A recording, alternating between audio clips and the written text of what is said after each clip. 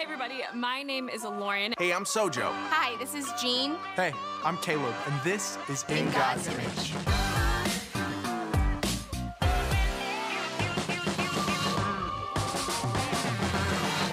If you were to look around your middle school, it's likely that you could tell me who the different friend groups are, right? I bet if we walked into your school cafeteria, we'd easily spot them. The band members are at this table. The guys and girls in the school play, they sit over there. The group that's forever talking about video games are all together at that table right over there. Oh, and you can't forget about the football team. I mean, they're always sitting together. And the girls that wear just the cutest clothes, they're always sitting at this table over there.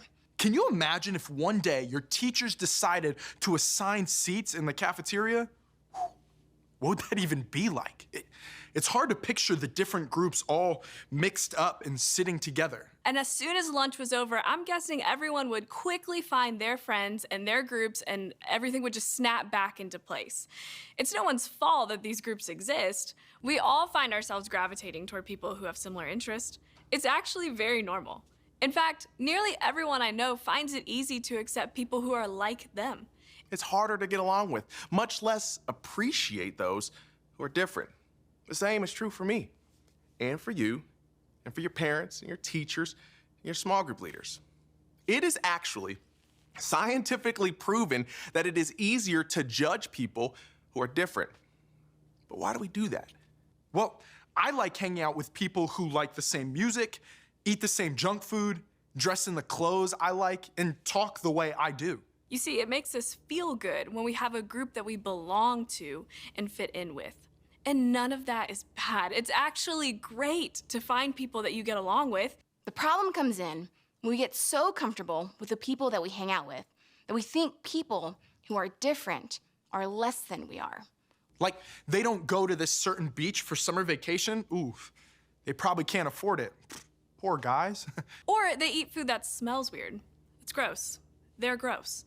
Or they don't wear any makeup, and they can't be a part of our group. And that's how prejudice starts, in small ways, in ways that don't seem to matter all that much. But the tricky thing is that over time, as we get older, it's easier and easier to think that people who are different than us are less than us. And over time, we even think that people who are different than us are wrong or bad. There are tons of ways people are different from us. It could be their interests, like sports or music, where they live, the way they dress, their background, or let's be real, even their race. And it can be hard not to think that people who look different than us aren't as good as us. But it's not only the way that people look, it's also how they think and the decisions they make. I know that because you couldn't tell me anything about video games. Because I was in all the advanced classes in school. Because I was a starter on the basketball team. I know I thought that because I was on student government in middle school that I was better than some people. You know those people at school who think making good grades is the most important thing, or that having an iPhone is the only phone to have. Or that if you don't have a girlfriend, then you're kind of a loser. There's so much pressure to be a certain thing in middle school. And if you're not that thing, then you're less than the people who are. But here's the cool thing. This isn't as hard. True. Characteristic For your generation. Because you guys are some of the most accepting people on the planet. You aren't usually upset by people who think differently than you. But as you get older, that gets harder and harder. So it's important to embrace the differences everyone brings to the world, today and for the rest of your life. Because the differences in the way we look, dress, talk, and think is actually the way God designed it. Each of our differences was part of His plan to show how massive, Creative, and complex He is.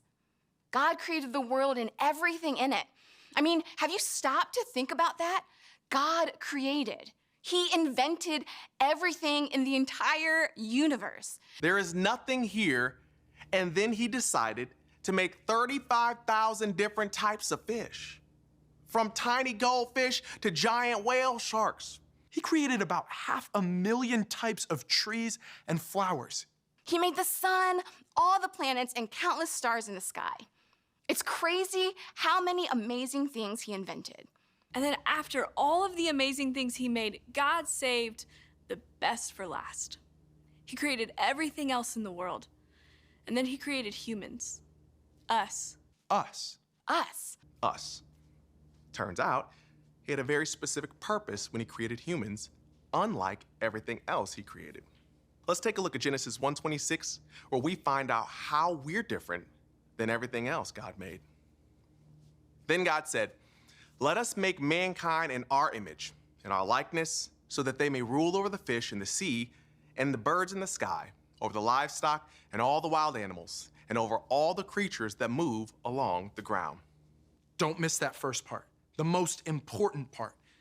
God said, let us make mankind in our image, in our likeness, in our image, in the image of God, Jesus, and the Holy Spirit, in our likeness. God created us to be like him. Everyone is made in God's image.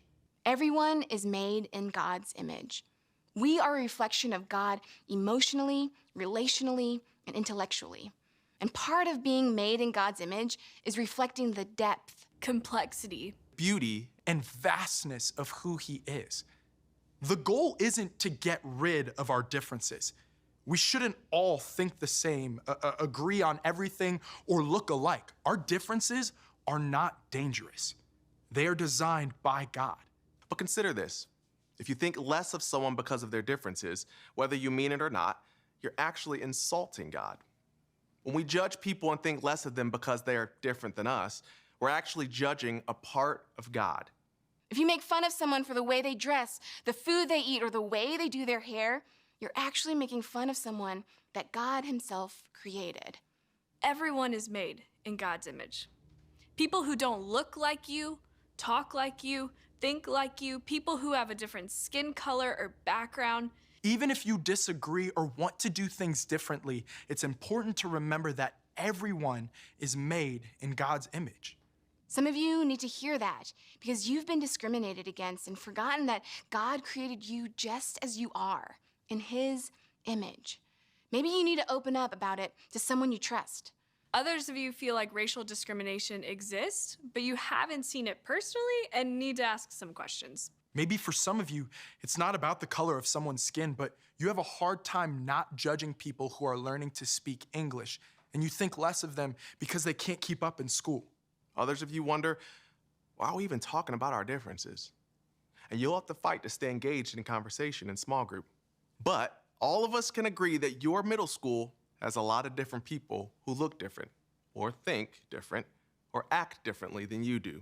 So today, we'll start off small group with this question. How many different groups or kinds of people are there at your school?